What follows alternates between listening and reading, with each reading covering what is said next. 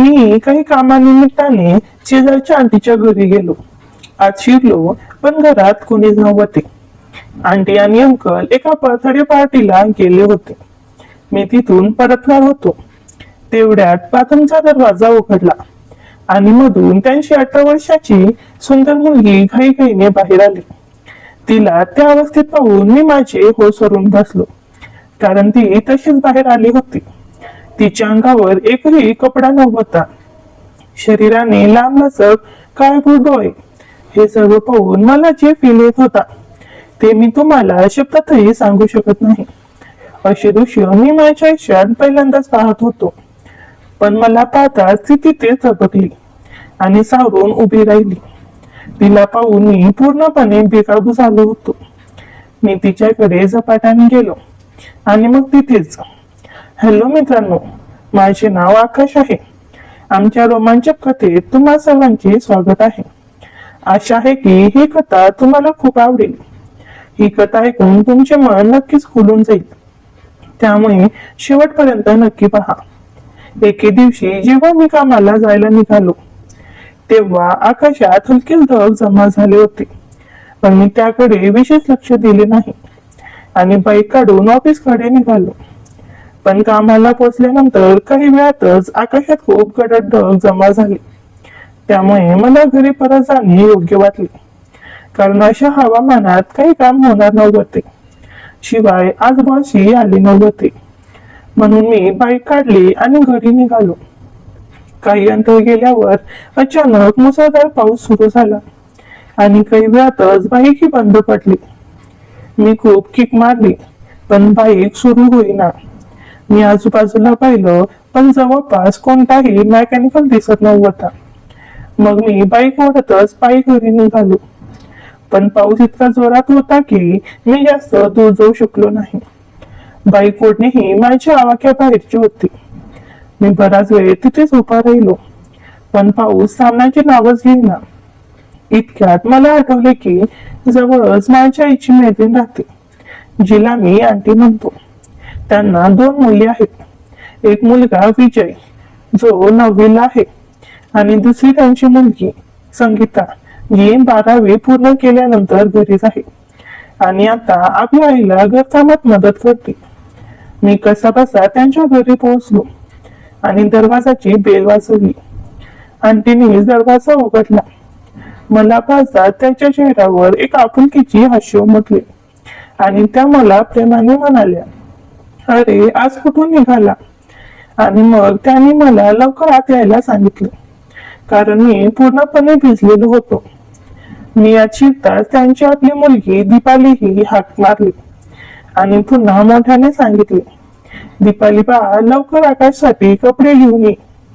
आणि मग मला म्हणाल्या, आकाश तू कपडे बदल, मी तुझ्यासाठी चहा घेऊन येते. इतक्यात दीपाली ही खोलीत आली आणि मला पाहून म्हणाली, अरे वा आकाश, तू तर पूर्णपणे भिजलेला आहेस. मग ती म्हणाली, तू असं कर, बाथरूममध्ये दीपकचा लाईट पायजामा टांगलेला आहे, तो घाल आणि हे भिजलेले कपडे मला दे, मी ते धुवून वाळवते. दीपालीची बोलणी ऐकून मी लगेच बाथरूम मध्ये गेलो. तिच्या भावाचा नाईट पायजामा घातला आणि टी शर्ट पण घातला. तेवढ्यात मला तिथे दीपालीचे कपडे दिसले. मी क्षणभर त्यांना पाहतच राहिलो. माझ्या मनात वाईट विचार येऊ लागले. मी विचार करू लागलो की दीपाली या कपड्यामध्ये कशी दिसत असेल. मग मी माझे कपडे बदलून माझे भिजलेले कपडे घेऊन बाहेर आलो. दीपाली खोलीत माझीच वाट पाहत उभी होती. मी बाथरूममधून बाहेर येताच ती मला पाहून एकदम थबकली आणि मग हसत हसत तिचा चेहरा दुसरीकडे वळवला. मी आईच्याने तिच्याकडे पाहत होतो. काय झालं याला, असं काहीतरी विचार करत होतो. इतक्या तिने तिच्या हाताने खालील भागाकडे इशारा केला. मी तिच्या इशाऱ्यावर खाली पाहिलं आणि खरंच लाजेनेच माझे डोके खाली गेले. मी जो पायजामा घातला होता तो खालून पूर्णपणे फाटलेला होता आणि त्यामुळे सर्व काही दिसत होतं. हे पाहून मी लगेच पुन्हा बाथरूम मध्ये गेलो आणि दीपालीला म्हणालो, यार मला दीपकचा दुसरा पायजामा आणून दे. तिने माझी पोल ऐकली आणि म्हणाली, ठीक आहे, तू यातच थांब, मी आता बांधते. काही वेळाने तिने बाथरूमच्या दरवाजाजवळ ठोठावले. मी दरवाजा उघडून फक्त डोके बाहेर काढले. तिने पटकन तिचा हात पुढे केला आणि काही न बोलता पायजमा माझ्या हातात येत निघून गेली. मी मागून तिला हाक मारली आणि खोडकरपणे विचारले, हा पायजमा तर ठीक आहे ना? माझे बोलणे ऐकून ती मागे वळली, माझ्याकडे पाहून हसली आणि म्हणाली, हो, हा पायजमा बरोबर आहे. आणि हे बोलून ती बाहेर पळाली. मी लवकर पायजमा बदलला आणि बाहेर आलो तर आंटी उभ्या होत्या. मला पाहता त्या म्हणाल्या, घे आकाश, चहा तयार आहे. तू चहा घे, तोपर्यंत दीपाली तुझे कपडे वाळवून आणेल. मी खुर्चीवर बसलो आणि चहा घेताना आंटीशी हलक्या फुलक्या गप्पा मारत राहिलो. इतक्या दीपाली माझे कपडे वाळवून आणले आणि माझ्या समोर बसली. तीही आमच्या गप्पामध्ये सामील झाली. गप्पा मारताना अचानक आंटीने डोक्याला हात मारला आणि म्हणाल्या, अरे मी तर विसरलेच, मी स्वयंपाक ठेवला आहे, कुठे जळला नसेल ना? आणि त्या उठून स्वयंपाकघरात गेल्या. आंटी स्वयंपाकघरात गेल्यावर दीपालीने तिच्या मांडीवर ठेवलेले कपडे उचलले आणि माझ्याकडे देत म्हणाली, आता तुझी कपडे घाल. मी मस्करीच्या सुरात म्हणालो, हे तर फाटलेले नाही ना? तिने माझे पोल नेकले पण माझ्या प्रश्नाला बगल दिली नाही आणि कपडे माझ्या हातात देताना तिच्या लांब नखाने मला खूप जोराने टोचले. मी कपडे बदलून बाहेर आलो आणि आंटीचे आभार मानले. तोपर्यंत पाऊसही थांबला होता. मग मी घरी आलो. पण दीपालीची ती हास्य आणि विशेषतः तिच्या नखाने टोचणे मला बराच वेळ त्रास देत राहिले. दीपाली मला आधीपासूनच आवडायची, पण आज जे काही झालं त्यानंतर मी तिच्यावर जास्तीच फिदा झालो होतो. मी या विचारात बसलो असताना माझी आई खोलीत आली आणि म्हणाली, आकाश बा, तुझे बाबा अजून घरी आले नाहीत, जरा फोन करून विचार ना, कुठे राहिलेत? हे बोलून त्या बाहेर गेल्या. मी माझ्या खिशात हात घातला तर माझा मोबाईल तिथे नव्हता. मी इकडे तिकडे पाहिलं पण मोबाईल सापडला नाही. मग मला अचानक आठवले की तो कदाचित दीपालीच्या घरी जायला असावा. मी घरच्या टेलिफोनवरून माझ्या मोबाईलवर कॉल केला तर दीपालीनेच फोन उचलला. मी काही बोलण्यापूर्वीच ती म्हणाली, साहेब, तुमचा मोबाईल तर खूप वाजतोय, कुणाचा नंबर दिला माहिती नाही. आणि मग तिचा जलतरंगासारखा हसण्याचा आवाज आला. मग मी एकदम गंभीर झालो आणि म्हणाली, तुमचा मोबाईल सुरक्षित आहे, जेव्हा हवं तेव्हा येऊन घेऊन जा. तिचे बोलणे ऐकून मला खोडकरपणा सुचला आणि मी म्हणालो, दीपालीजी, मला माहिती आहे की माझा मोबाईल सुरक्षित हातात आहे, पण तुमच्याकडे एक विनंती आहे. इतके बोलून मी थांबलो. ती म्हणाली, बोल ना, काय विनंती आहे? मी म्हणालो, माझी विनंती आहे की कृपया माझ्या मोबाईलच्या. इतक्यात तिने माझे बोलणे तोडले आणि म्हणाले, तुम्ही ना खूपच खोडकर आहात, आणि हसत हसत फोन ठेवला. मग मी बापांना फोन केला. त्यांनी सांगितले की ते रस्त्यातच आहेत आणि यायला अर्धा तास लागेल. मी बाहेर जाऊन आईला बाबाबद्दल सांगितले आणि खोलीत परतलो. थोड्या वेळाने मी पुन्हा दीपालीला फोन केला आणि माझ्या मित्राचा नंबर विचारला. मी तिला सांगितले की माझ्या मोबाईल मधून तो नंबर पाहून मला लिहून दे. तिने मला 1 मिनिट थांबायला सांगितले आणि काही वेळाने मला नंबर लिहून दिला. पण त्यावेळी ती मला म्हणाली, साहेब, एक सांगा, हा तुमचा मित्र आहे की मैत्रीण? मी म्हणालो, दीपालीजी, हा नंबर मुलाचाच आहे, कारण जर हा मुलीचा असता तर मला तो तोंडपाठ असता. माझे बोलणे ऐकून ती म्हणाली, तुमच्या बोलण्यात दम आहे. मग ती जवळपास अर्धा तास माझ्याशी गप्पा मारत राहिली. संध्याकाळी मी त्याच्या घरी मोबाईल घ्यायला गेलो तेव्हा आंटी भेटल्या. त्या एकदम नटून थकून एखाद्या फंक्शनला जाण्यासाठी तयारीत होत्या आणि खूप घाईत दिसत होत्या. मला पाहता त्या म्हणाल्या, सॉरी आकाश, आम्ही बर्थडे पार्टीला जायला निघालो आहोत आणि मला लेट पण झाला आहे, त्यामुळे मी तुला चहा पाणी विचारू शकत नाही. तुझा मोबाईल दीपालीकडे आहे, जा आणि घेऊन तिच्याकडून ये. आणि हे बोलून त्या निघून गेल्या. मी दीपालीच्या खोलीकडे गेलो तेव्हा तिचा दरवाजा बंद होता. मी हँडल फिरून पाहिलं तर तो उघडला.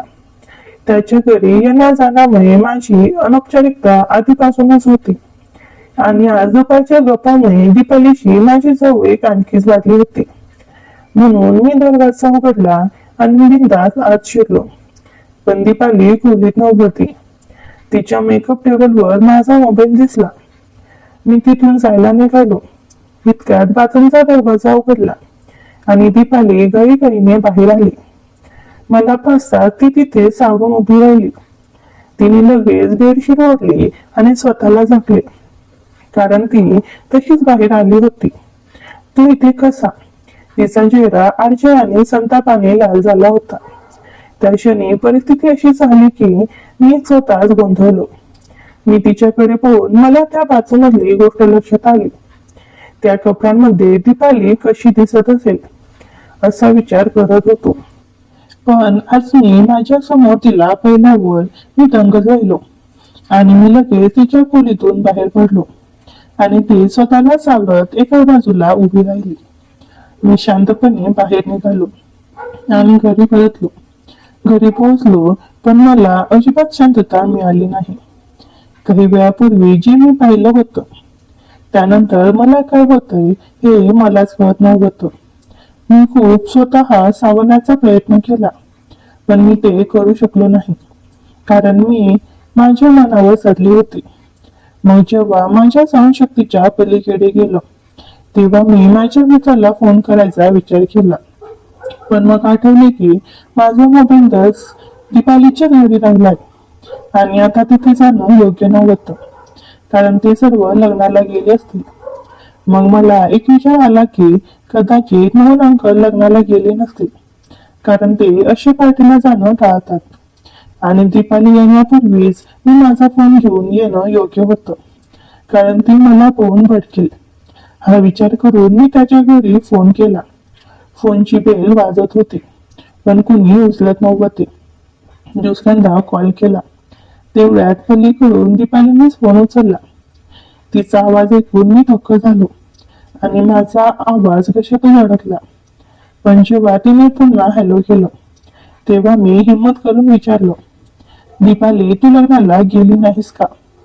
माझा आवाज आणि माझा प्रश्न ऐकून ती एकदम शांत झाली. मला वाटलं की काही वेळापूर्वी घडलेल्या घटनेमुळे ती माझ्याशी बोलणार नाही.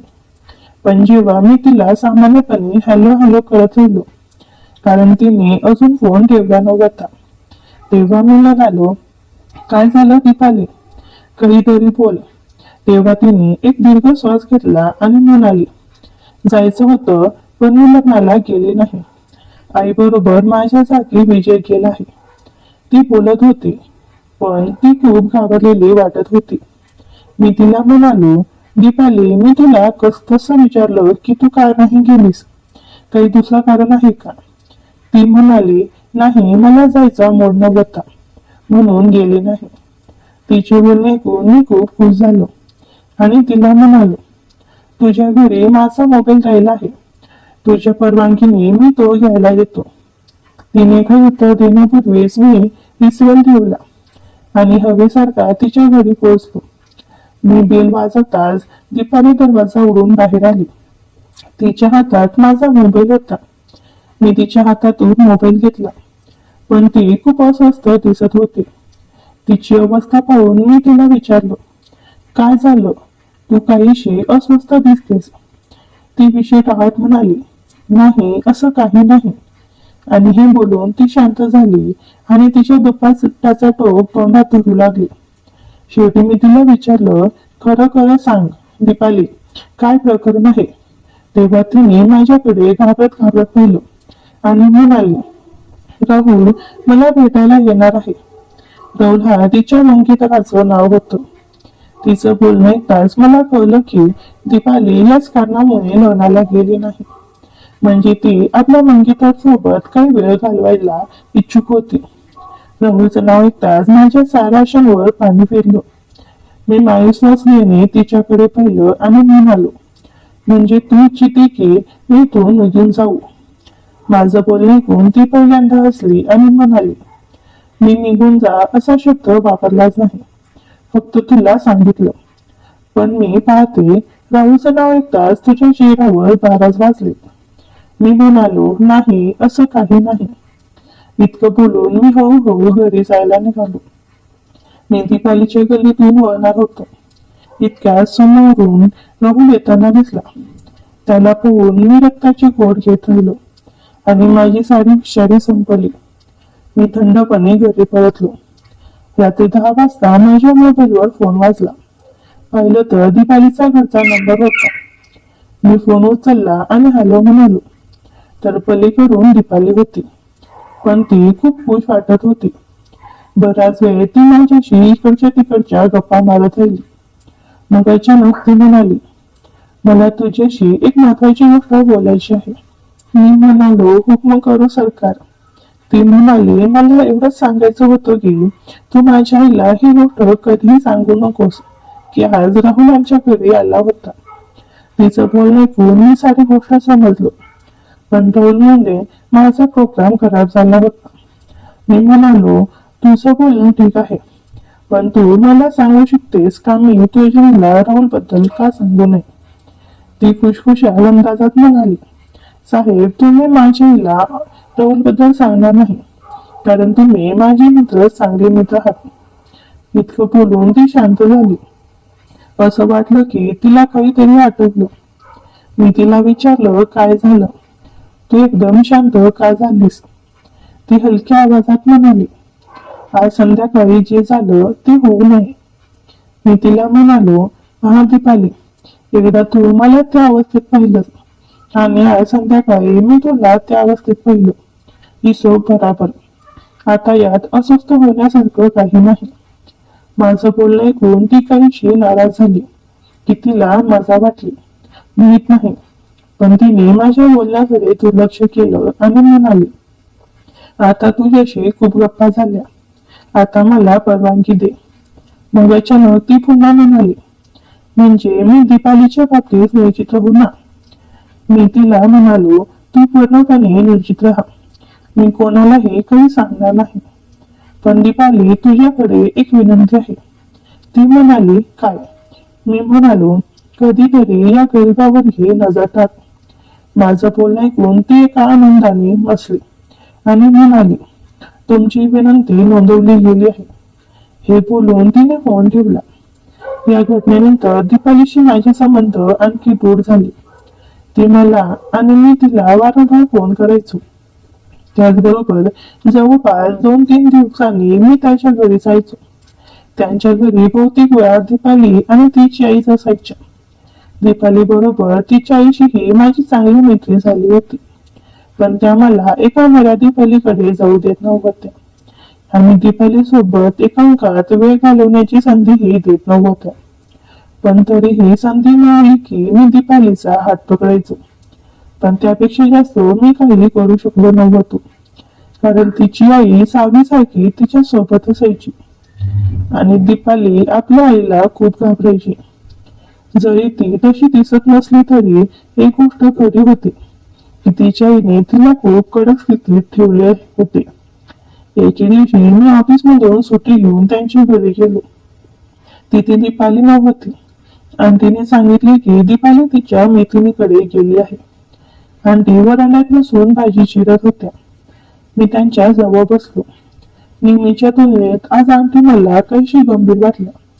मी विचारलं तेव्हा त्या म्हणाल्या, आकाश, तुझ्याशी गोष्ट बोलू, तू वाईट मारणार नाहीस ना? त्याचं बोलणं ऐकून मी थोडा अस्वस्थ झालो, कारण मला कळलं नाही की आंटी काय बोलणार आहे. पण मी म्हणालो, हो आंटी, तुम्ही मोकळेपणाने बोला. त्या म्हणाल्या, आकाश, तुला माहिती आहे ना, दीपालीचा साखरपुडा झाला आहे आणि कदाचित पुढच्या वर्षी तिचं लग्नही होईल. मी म्हणालो, हो आंटी, मला चांगलं माहिती आहे की दीपालीचा साखरपुडा झाला आहे. त्या म्हणाल्या, मग तू दीपालीशी? आणि त्या शांत झाल्या. मग डोकं खाली घालून म्हणाल्या, आशा आहे की तुला माझ्या बोलण्याचा अर्थ कळला असेल. आंटीचं बोलणं ऐकून माझा तर पायाखालची जमीन सरकली आणि मी विचार करू लागलो की आता यांना काय उत्तर देऊ. इतक्यात माझ्या डोक्यात एक कल्पना आली आणि मी लगेच ती अंमलात आणली. मी आंटींना म्हणालो, आंटी, तुम्हाला जे वाटतंय तसं काही नाही. माझं आणि दीपालीचं कोणतंही प्रकरण नाही. त्या म्हणाल्या, जर असं असेल तर तू आमच्या घरी इतकी चक्कर का मारतोस? आधी तर तू महिना यायचास. त्यापुढे काही बोलण्यापूर्वी मी माझ्या चेहऱ्यावर गंभीर आणि रोमॅन्टिक भाव आले आणि म्हणाले, आंटी, खरं बोलू तर तुम्ही नाराज होणार नाही ना? त्या म्हणाल्या, हो बोल ना, मी नाराज नाही होणार. मी लाजत आणि घाबरत म्हणालो, आंटी, खरं सांगायचं तर मला तुम्ही खूप आवडता. माझं बोलणं ऐकून आंटी एकदम सत्य झाल्या आणि म्हणाल्या, हे तू काय बोलतोस? अर्चनाने त्यांचे डोळे बाहेर आले. थोडा वेळ शांत राहून त्या म्हणाल्या, पहा, माझ्या आणि तुझ्या वयात खूप फरक आहे. तू माझ्याबद्दल असं कसं विचार करू शकतोस? मी लगेच म्हणालो, खरंच आंटी, तुमच्या शानदार व्यक्तिमत्वाने मी प्रभावित झालो आहे. तुमच्या बोलण्याच्या शैलीने मला जखमी केलं आहे. आणि तुमचं इतकं बोललो असतानाच आंटीचा चेहरा रागाने लाल झाला आणि त्या खुर्चीवरून उठल्या. माझा हात पकडून त्या रागाने म्हणाल्या, खबरदार, यापुढे तू एकही शब्द बोललास तर, आणि आता ताबडतोब आमच्या घरातून निघून जा. मला वाटलं होतं की माझ्या प्रेमा बोलण्याने आंटी बिघडतील, पण इथे तर उलटच झालं. त्या रागाने मला घरी जायला सांगू लागल्या, पण मी हार मानली नाही आणि वेळ न दळवता मी माझा बूट काढला आणि भावनिक अंदाजा डोक्यावर मारत म्हणालो, म्हणूनच मी ही गोष्ट तुमच्यापासून लपवत होतो. मला माहिती होतं की तुम्ही हे कधीच सहन करणार नाही. मग मी बूट त्यांच्या हातात देण्याचा प्रयत्न केला आणि म्हणालो, तुम्ही मला तुमच्या हाताने शिक्षा द्या. त्यांच्याकडे पाहिलं तर त्यांच्या चेहऱ्यावर संभ्रम दिसत होता, पण त्यांनी माझ्या हातातून बूट घेतला नाही. त्या म्हणाल्या, कृपया तू इथून निघून जा. मी त्यांच्याकडे भावनिक नजरेने पाहिलं आणि म्हणालो, तुम्ही बरोबर बोलताय आंटी, माझ्यासारख्या माणसांनी इथून जायलाच हवं. मग मी लवकर बूट घातले आणि त्यांच्या घरातून निघून गेलो. त्यानंतर बरेच दिवस मी आंटीच्या घरी गेलो नाही आणि आमची भेटही झाली नाही. एके दिवशी मी कामावरून घरी आलो तेव्हा आंटी आईबरोबर गप्पा मारत बसल्या होत्या. मी आंटीना पाहून दूरवरून सलाम केला आणि खोलीकडे निघालो. तेव्हा त्याने मला हात मारले आणि म्हणाल्या, कुठे चाललास? इकडे ये. मी मासूम चेहरा करत त्यांच्याकडे गेलो. त्या म्हणाल्या, काय झालं? आमच्यावर काही राग आहे का? बऱ्याच दिवसापासून तू आमच्या घरी आला नाहीस. त्यांचं बोलणं ऐकून माझ्या मनात लाडू फुटले, पण मी त्यांना जाणव दिलं नाही आणि हळूच म्हणालो, नाही, असं काही नाही, फक्त कामामुळे येणं झालं नाही. उद्या वेळ मिळाला तर नक्की येईल. माझं बोलणं ऐकून त्या हलकेच हसल्या आणि म्हणाल्या, उद्या कशाला, आजच माझ्या बरोबर चल. दीपाली ही तुला खूप आठवतेस. मला त्यांच्याकडून निराशा मिळाली होती, पण त्याच्या वागण्यावरून असं वाटत होतं की माझा ते बरोबर लागला आहे. मग पुन्हा माझं त्यांच्या घरी येणं जाणं सुरू झालं. पण मी याची काळजी घेतली की दीपालीला याची भनक लागू नये. एके दिवशी मी नेहमीप्रमाणे आंटीच्या घरी गेलो तेव्हा दीपालीने दरवाजा उघडला. मी आंटीविषयी विचारलं तेव्हा ती म्हणाली की आई अंघोळ करत आहे. इतक्या दिवसात मला पहिल्यांदा दीपाली सोबत एकांतात वेळ घालवण्याची संधी मिळाली होती. मी तिचा हात पकडला आणि म्हणालो, दीपालीजी, मी तुझ्याकडे एक विनंती केली होती. ती म्हणाली, कोणती विनंती? मला काही आठवत नाही. आणि ती हसली. तिचं हसणं पाहून मी तिला माझ्याकडे ओढलं. ती एकदम घाबरली आणि मागे सरली. ती घाबरलेल्या आवाजात म्हणाली, तू मला एक दिवस मारशील. मी म्हणालो, दीपालीजी, मी फक्त तुला आठवण करून देत होतो. इतक्यात बाथरूमचा दरवाजा उघडल्याचा आवाज आला. मी तिला म्हणालो, आठवलं का? पुन्हा आठवण करून दे. तिने आंटीच्या खोलीकडे पाहिलं आणि म्हणाली, हो हो, आठवलं. आणि हे बोलून ती तिथून पळाली. मी शांतपणे ड्रॉइंग रूम मध्ये जाऊन बसलो. काही वेळाने आंटी खोलीत आल्या मला पाहून त्या म्हणाल्या, तू मला असं का पाहतोस? मी म्हणालो, आंटी जर तुम्हाला वाईट वाटलं नाही तर एक गोष्ट सांगू. त्या म्हणाल्या, बोल. मी म्हणालो, या ड्रेसमध्ये तुम्ही अप्सरासारखे दिसताय. माझं बोलणं ऐकून त्यांच्या चेहऱ्यावर हास्य पसरलं आणि त्या म्हणाल्या, बाथे बनवायला तुझ्यासारखा कोणी नाही. मग त्या माझ्या समोर बसल्या आणि म्हणाल्या, कधी आलास? मी म्हणालो, आता आलो. त्यांनी खोली बाहेर पाहिलं आणि म्हणाल्या, दीपाली कधीही येऊ शकते, त्यामुळे कृपया तुझ्या नजरांवर नियंत्रण ठेव. हे आपल्या दोघांचं हिताच आहे. मला दीपालीला आपल्यावर शंका येऊ द्यायची नाही. मी रोमॅन्टिक आवाजात म्हणालो, मी तुम्हाला पाहत नाहीये, पण माझ्या नजरा आपोआप तुमच्याकडे जात आहे. इतक्या दीपाली खोलीत आली आणि तिच्याकडे पाहून म्हणाल्या, दीपाली बा, दुपारी तुझ्या शेजारच्या काकूंचा फोन आला होता. तू जेव्हा झोपली होतीस, त्यांना तुझ्याशी काही महत्वाचं बोलायचं आहे. तू त्यांना फोन कर. दीपालीने मला आणि मग आपल्या आईकडे पाहिलं आणि म्हणाली, ठीक आहे आई, आणि ती दुसऱ्या खोलीत गेली.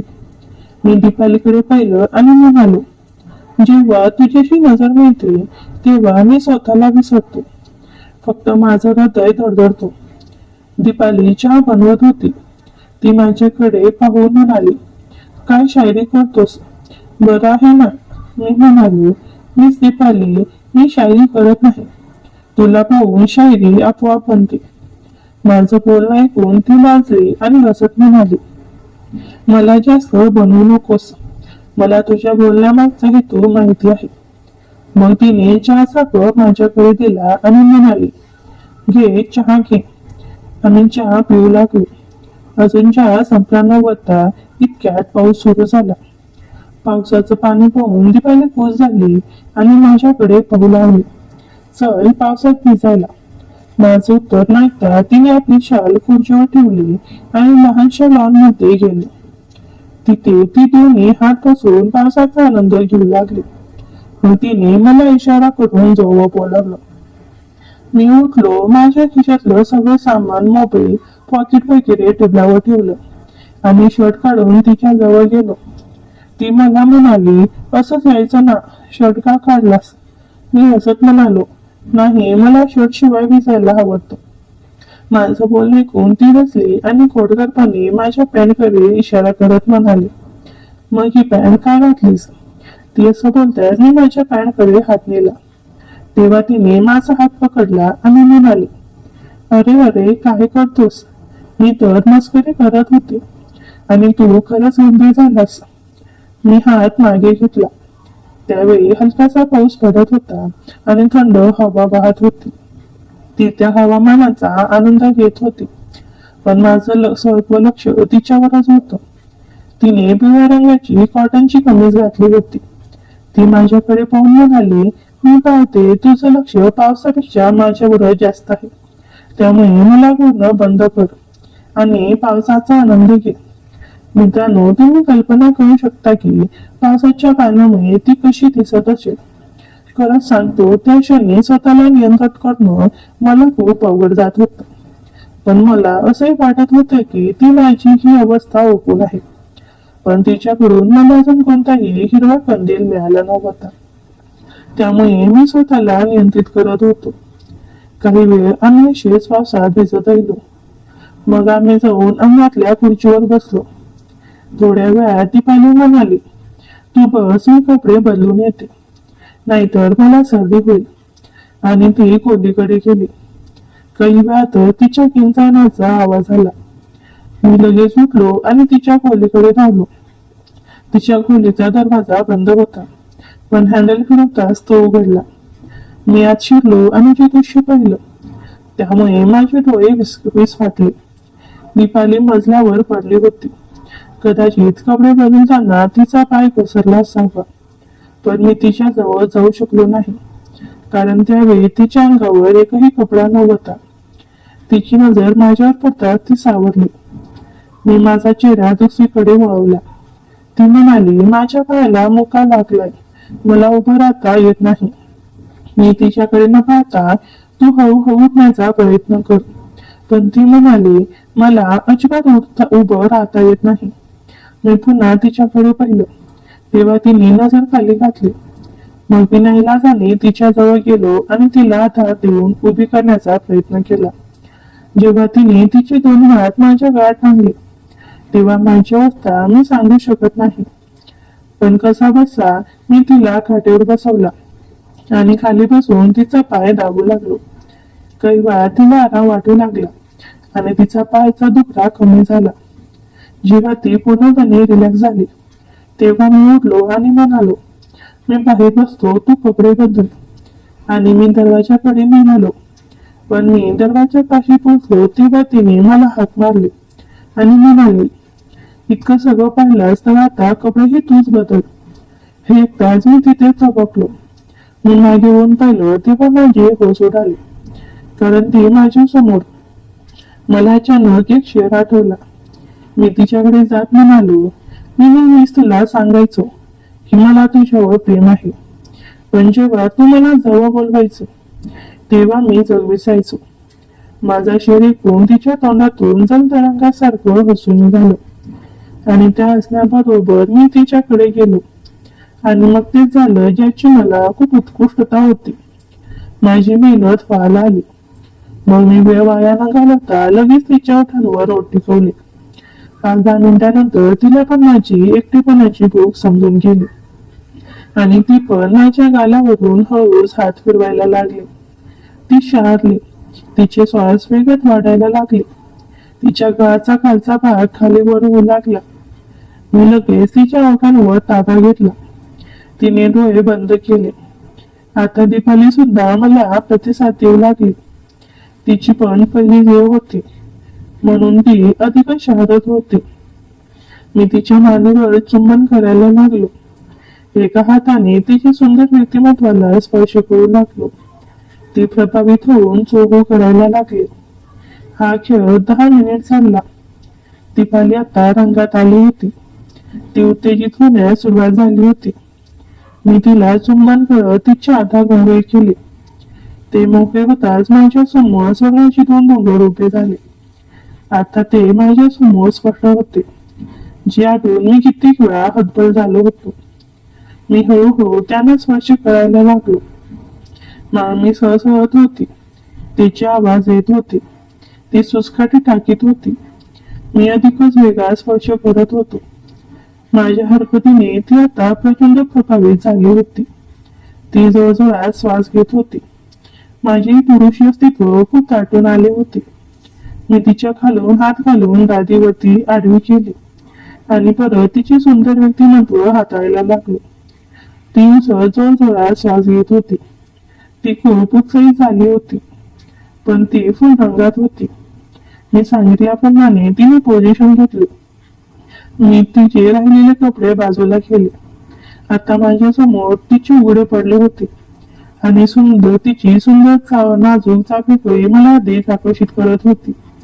मी लगेचच तिचं मोकळे करत तिच्यावरती ठेवून कचकन स्वारी केली. कशी दीपाली किंच आली. तिच्या डोळ्यातून पाणी आले. मी तिच्याकडे लक्ष दिलं नाही. तिने मला उचकलं होतं. त्याच्या बदल्यात मी अधिकच प्रभाव टाकला. ती ओरडली. मग मी तिच्या व्यक्तिमत्वाला हातावर तिला शांततेत गोष्टी केलं. ती शांत झाली. मग हळूहळू मी हालचाल करू लागलो. तशी ती आनंदाने डोळे मिटू लागली.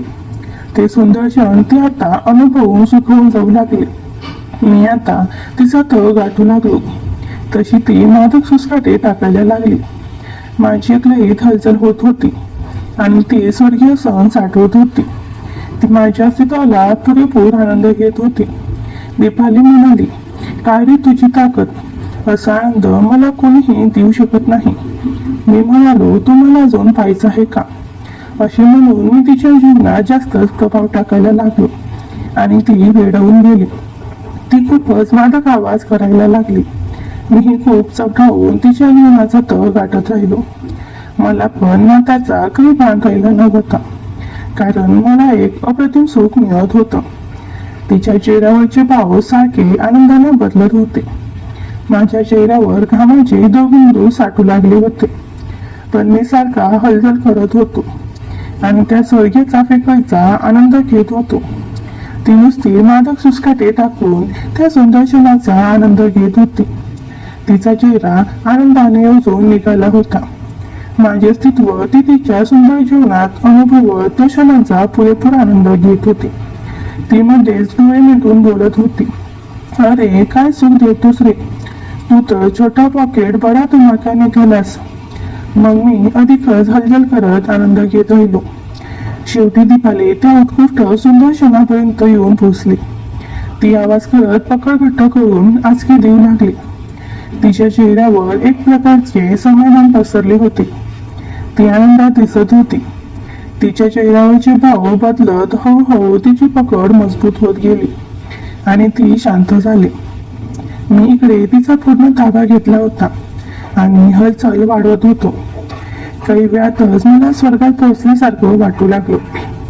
ते उत्कृष्ट क्षण जवळ येत माझा पान सुटला आणि मी तिच्या जीवनात आनंदाचे रंग उडवू लागलो. मला स्वर्गात तरंगत असल्यासारखं वाटू लागलं.